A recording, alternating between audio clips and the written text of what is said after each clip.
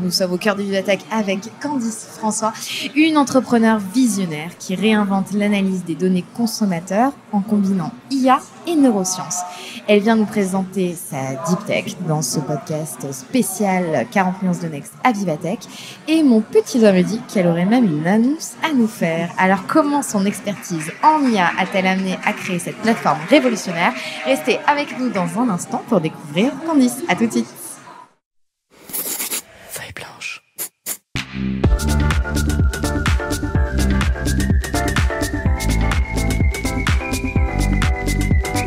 40 nuances de Next. Salut Solène. Candice, je suis ravie de t'accueillir à ce micro Feuille Blanche. On s'est rencontrés l'année dernière au L Impact Awards. Tu as gagné dans la catégorie IA. Et un de tes lots, c'était de passer à ce micro. Mais je pense qu'en fait, tu n'aurais même pas eu besoin de ce lot, parce qu'avec tout ce que tu as fait avec iGoNoGo, je pense que tu as tout à fait ta place sur ce plateau. Tu en doutais sur ton post LinkedIn, mais je te le réaffirme. Tu as tout à fait sa place dans ce podcast. Merci. iGoNoGo, plateforme, IA, neurosciences. Tu nous expliques ? Allez. Donc, à iGoNoGo, l'idée, c'est d'aller chercher ce que les gens ne disent pas dans les enquêtes. Il y a un écart énorme entre ce qu'on dit et ce qu'on fait réellement. Et donc, on va utiliser une techno basée sur les neurosciences et l'IA pour aller chercher, grâce au mouvement du doigt, ce que les gens ne disent pas et aller rendre la donnée plus fiable. C'est-à-dire qu'en fait, tu analyses le moment où en fait, il voudrait dire oui, mais en fait, il va dire non parce que c'est politiquement plus correct de dire non. C'est ça ? C'est exactement ça. Très concrètement, la personne qui va vouloir dire bien sûr, je trie mes déchets tous les jours. Donc oui, non, est-ce que tu tries tes déchets tous les jours ? En 2025, globalement, tout le monde dit oui, bien sûr que je trie mes déchets tous les jours. Et en fait, ce qui est intéressant, c'est en fonction de l'hésitation, de la vitesse à laquelle il va aller, on va pouvoir dire si ça se traduit réellement dans son comportement ou pas.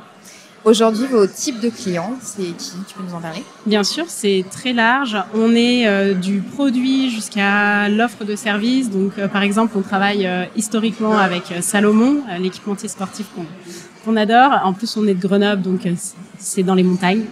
On a plusieurs entrepreneurs grenoblois cet après-midi. Ouais. Et donc, tout ce qui est produit, par exemple, avec L'Oréal, mais aussi dans l'offre de service avec France Télévisions. Et l'idée, c'est que ça peut être très en amont sur du test de produit, test d'offre, nouvelles fonctionnalités, nouvelles sensorialités de produits, nouvel élément marketing, et également sur de la satisfaction client. Donc, par exemple, après avoir consulté le service client, est-ce que tu es satisfait ou insatisfait, ou après être allé à l'hôtel ? Et le bon râleur français aime bien dire non, c'était trop cher, non, ça allait pas. Et nous, on va pouvoir dire ok, il se plaint, mais ça va pas forcément impacter son comportement. Donc, en termes de décision, t'es pas obligé d'aller prioriser ton énergie et tes budgets là-dessus. Et inversement. Je me souviens que l'année dernière, quand tu as pitché à ce prix, c'était juste après la dissolution, c'était genre 2 jours après, et quelqu'un t'avait posé la question de te dire, bah là, tu peux aller dans la rue et avoir une estimation de ce qui va se passer dans 15 jours aux élections ou 3 semaines. C'était trop court, de toute façon, ce temps de campagne. Je me souviens que tu avais dit, je sais pas. Et tu pourrais t'approcher aussi par des partis ? Oui, bien sûr. En fait, c'était un je sais pas parce que c'était très court en termes de timing. On m'avait un peu challengé de le faire en 48 heures. Sur le pied levé, pardon. C'est ça.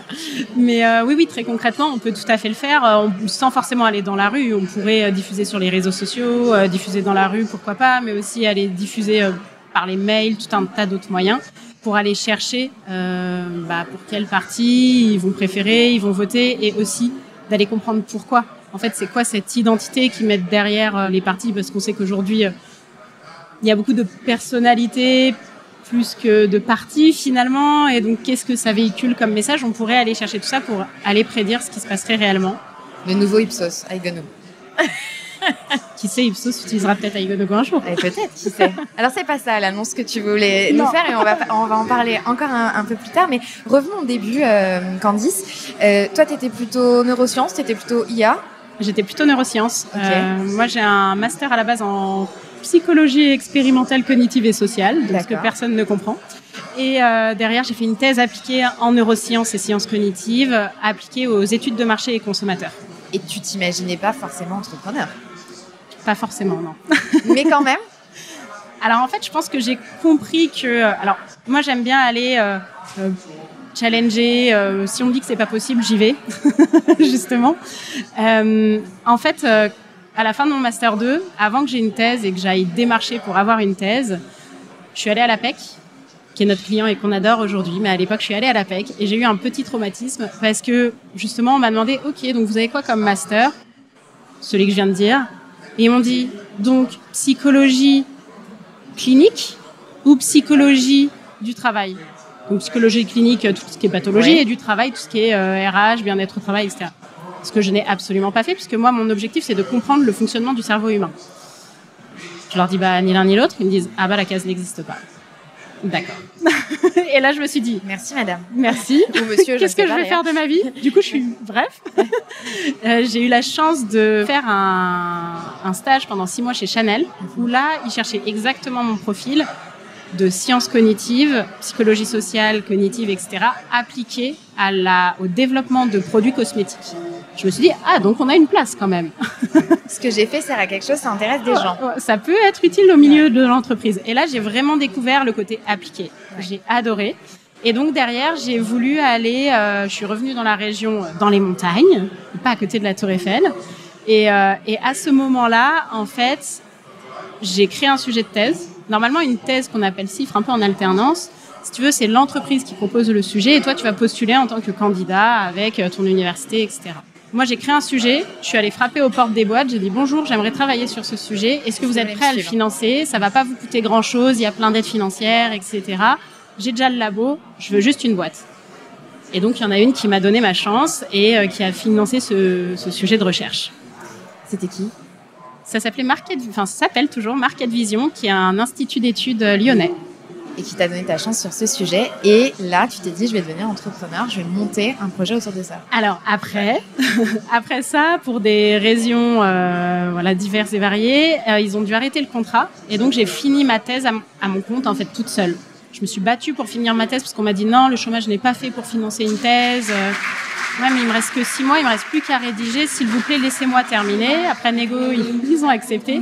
Et donc, j'ai soutenu ma thèse toute seule. Et à ce moment-là, à l'époque, j'avais déjà cette démarche où j'avais fait rentrer Salomon chez Market Vision.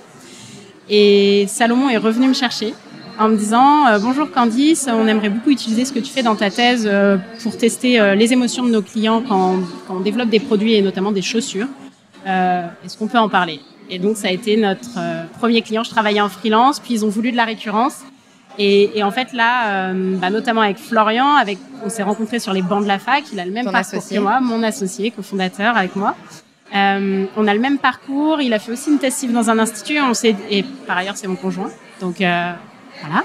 On sait ce que c'est entreprendre en couple. Voilà, t'es bien placé pour le savoir. Et donc, du coup, au bout d'un moment, on discute et puis on se dit, attends, si Salomon veut de la récurrence, si Salomon veut visualiser ses données sur un dashboard et automatiser une partie, et lui, son dada, c'est d'aller automatiser tout ce qu'il peut, il est visionnaire sur le produit. Et donc, du coup, on s'est dit, OK, si Salomon en veut, pourquoi pas d'autres? Et là, on s'est dit, allez, go, on y va. Et c'était septembre 2021. C'est hyper intéressant dans tout ce qui se passe dans les deep tech et souvent il y a un sujet de dire comment tu passes du labo au proto à la commercialisation. Ça peut être extrêmement long. Aujourd'hui il y a des programmes qui vous aident et je crois que tu es labellisé deep tech et tu as dû en bénéficier. On dit que c'est aussi un vrai avantage compétitif pour notre économie que c'est deep tech. Tu te places en porte-parole des deep tech? Oui, je peux me placer en porte-parole des deep tech, en effet, puisqu'on est deep tech. En fait, le vrai sujet, souvent, c'est que dans la recherche, ce qui se passe dans les labos reste en labo et ce qui se passe en entreprise reste en entreprise. Et en fait, si tu commences à vouloir aller appliquer ce que tu fais en labo au milieu de l'entreprise, moi, on m'a dit dans les couloirs de la fac que j'avais vendu mon âme au diable. Oui, mais en même temps, si personne ne le fait, au bout d'un moment, la recherche va mourir puisqu'il n'y aura plus de financement public. Donc, vaut mieux trouver comment collaborer et l'appliquer. Et puis, c'est beaucoup plus rapide, beaucoup plus challengeant d'aller dans le milieu de l'entreprise. Donc, moi, j'avais vraiment à cœur ça. Mais en effet, dans le milieu de la deep tech, c'est comment En fait, tu as un vrai besoin d'aller vulgariser ce que tu fais. Je pense que le problème, souvent, des deep tech pour passer à la phase de commercialisation, c'est que c'est des experts qui parlent entre experts. Et que si, à un moment donné, pour aller chercher des gros budgets, tu ne parles plus à des experts, ils ne comprennent pas forcément ce que tu fais. Et donc, c'est un vrai enjeu. Il y a bien sûr le côté tech, deep tech, produits, etc. Mais il y a aussi le côté comment j'en parle, comment je le vulgarise et comment je montre sur le terrain la valeur ajoutée. Et c'est vrai que nous, on est deep tech et en même temps, on avait cette force de connaître le milieu des études, puisqu'on a travaillé plus de 10 ans dans le milieu des études. Donc, on connaissait les points faibles, et notamment cette qualité de données où les gens ne disent pas ce qu'ils font, quoi. Et est-ce qu'il y a eu des réticences? Ça passe trop vite. Est-ce qu'il y a eu des réticences par rapport au fait d'utiliser les deux mots, justement, neurosciences et IA dans une même phrase et un même produit? Ça fait très deep tech, tout ça. Alors, pour tout te dire, à l'époque, on parlait d'émotion et d'IA. Et en fait, émotion, je pense que dans le milieu business, ça fait peur. Et qu'il y a des boîtes qui pensent que leur produit n'est pas émotionnel. Or, toute prise de décision est émotionnelle, mais c'est un autre sujet. Et donc, derrière, associer neurosciences et IA, en fait, tout vient du même endroit. C'est-à-dire, c'est la compréhension du fonctionnement humain et du cerveau. En fait, l'IA, c'est ce qu'ils appellent des réseaux de neurones. Donc, c'est comment ça se fonctionne dans notre cerveau qu'ils ont mis dans de la tech. Nous, c'est pareil, c'est comment fonctionne notre corps quand on répond à une enquête et qu'on le met dans de la tech. Et donc, c'était assez évident pour nous de parler de neurosciences et d'IA. On parle pas d'IA générative, mais d'IA prédictive, puisque le but, c'est qu'à partir de ce mouvement du doigt, tu vas pouvoir prédire un comportement. Oui, parce qu'il y a plusieurs familles d'IA. On a eu un super résumé tout à l'heure avec Yann Léchelle sur le sujet. Donc, je vous invite à aller écouter ce podcast parce qu'il était diantrement intéressant. Qu'est-ce que tu as envie de dire, toi, Candice, au monde de la tech en 2025 ? Qu'est-ce que j'ai envie de dire au monde de la tech en 2025 ? Je pense que faut pas avoir peur des profils atypiques, faut pas avoir peur de se mélanger. C'est comme ça qu'on crée la force d'un écosystème, c'est d'échanger, de construire ensemble avec des profils très variés, très différents. Donc forcément, ça fait aborder des sujets des femmes dans la tech, bien sûr, mais aussi d'inclusion au sens plus large, de profils différents. C'est pas parce que tu as fait une thèse ou pas de thèse que tu es meilleur ou moins bon, c'est juste que tu es meilleur sur des éléments particulier et que la force de chacun fait que tu peux aller très loin. Et donc, je dirais au monde de la tech d'échanger et d'aller au-delà des frontières et des barrières entre humains qu'on a parfois. Ça tombe bien, c'est le thème de Vivatech cette année, d'aller au-delà des frontières. Je t'ai posé la question, tu m'as dit que dans nos petites rubriques phares, toi, tu voulais moins présidente. Ouais. Et attention, je lance le jingle.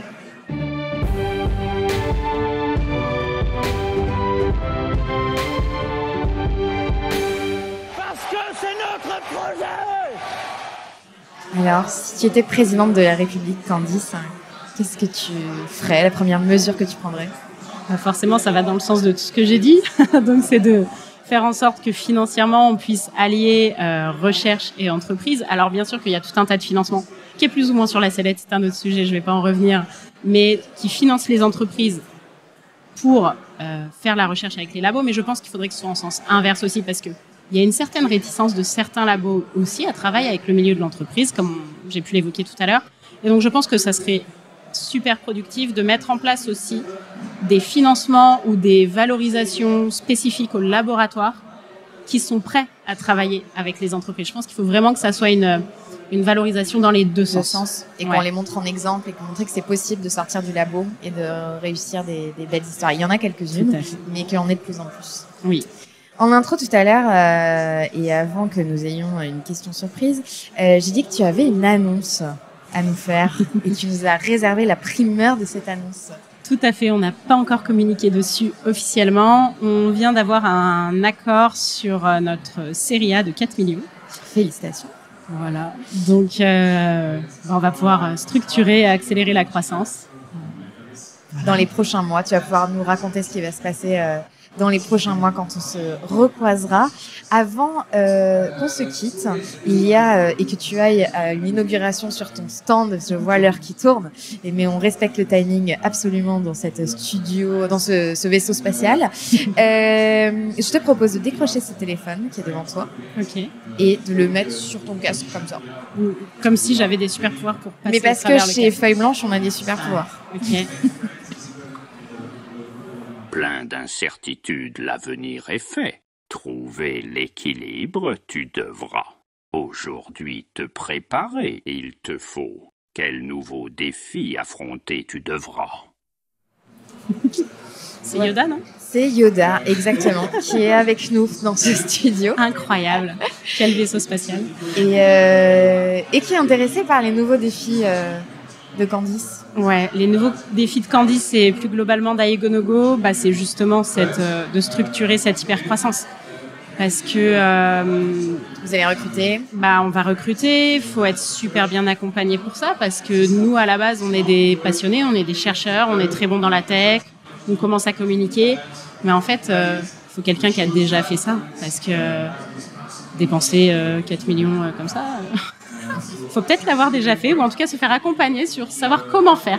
Donc il y a un vrai sujet d'aller structurer ça pour aussi faire accélérer le produit et de maintenir notre relation client, parce qu'on a vraiment à cœur que nos clients soient satisfaits et réellement satisfaits. et donc voilà. Et qui répondent oui tout de suite avec leurs doigts. Exactement, sans hésitation, de manière très directe et très rapide. Tu l'utilises en satisfaction client pour toi? Non. Tu sais, c'est toujours les cordonniers les plus mal chaussés. Oui, non, mais ça, je sais, tu prêches une convaincue.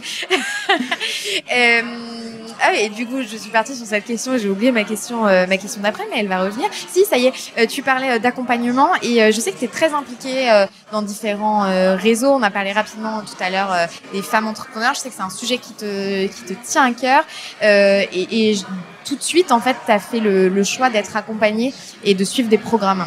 Et je pense que d'avoir ton retour d'expérience là-dessus pour nos auditeurs qui se demandent est-ce que je me lance, est-ce que je me lance pas, etc., je trouve que c'est toujours très intéressant. Ouais, en effet, je me suis assez rapidement fait accompagner par Sista, avec la promotion avec la Française des Jeux, par Orange Femmes Entrepreneuses aussi. J'ai été dans un accélérateur au Village by CA avec Aigo no Go, on avait toute l'équipe là-bas. En fait, je pense que encore une fois, c'est la force du réseau. C'est la force du réseau pour tout un tas de raisons. Déjà parce que quand tu côtoies des gens qui sont plus expérimentés que toi, t'apprends en une conversation de 5 minutes ce que t'aurais mis peut-être 3 mois à tester, échouer, recommencer. Tu vois, donc t'apprends par les autres. Redonner tout ça aussi. Et en effet, ça t'ouvre des portes, ça te permet tout un tas de choses et je pense que c'est vraiment hyper important. Et le côté programme spécifiquement pour les femmes, je trouve qu'il y a une vraie puissance à ça en termes de transparence et d'entraide qu'on retrouve moins dans d'autres programmes que j'ai fait qui étaient plus mixtes. Bien, merci Candice d'avoir fait une pause dans notre studio réalisé avec brio par notre partenaire The Good Experience, à qui on fait un petit coucou et qu'on remercie encore de nous faire vivre cette expérience au studio incroyable. Je vais te libérer à temps pour l'inauguration de ton stand dans le hall 1. Tu vas vite courir pour y arriver, mais tu vas y arriver. Je crois qu'on se voit bientôt au L Impact Awards. Les L Impact, je peux te dire un mot sur l'association. C'est une association qui a été montée par Sandrine Yana. Qui a 2 objectifs principaux. Inciter les jeunes filles à aller plus rapidement, plus facilement dans les carrières scientifiques et aider les femmes à lever plus d'argent lorsqu'elles montent des startups. Et mardi, on va en avoir plus d'une vingtaine. C'est combien? Vous étiez combien, vous? Alors, je ne sais pas exactement combien on était, mais je sais que mardi, il y a des super pitchs dans la tête. J'ai le droit de dire un nom ou ça? T'as le droit. Ouais. Faut écouter Inès Ami de Octolo. Eh bien, on va l'écouter. C'est même moi qui vais lui donner la parole. Donc, je suis ravie. Je suis impatiente de découvrir. En tout cas, super association. C'est par ce biais qu'on s'est rencontrés et on s'est recroisés par d'autres biais. Mais en tout cas, big up à eux. C'est mardi prochain et on y sera avec Feuille Blanche. Merci Candice. Merci de t'être arrêtée chez nous. Restez connectés. On continue. On ne s'arrête pas, nous, chez Feuille Blanche. On continue les interviews. Abonnez-vous à la chaîne YouTube. Il faut qu'on fasse exploser les compteurs, partager, commenter pour faire rayonner toutes ces histoires d'entrepreneurs incroyables autour de la tech. Et restez connectés, on se retrouve bientôt. Et pour ceux qui sont en replay, continuez de nous écouter. Vous pouvez directement appuyer sur l'épisode suivant. À bientôt, bye bye. À bientôt. Feuille blanche.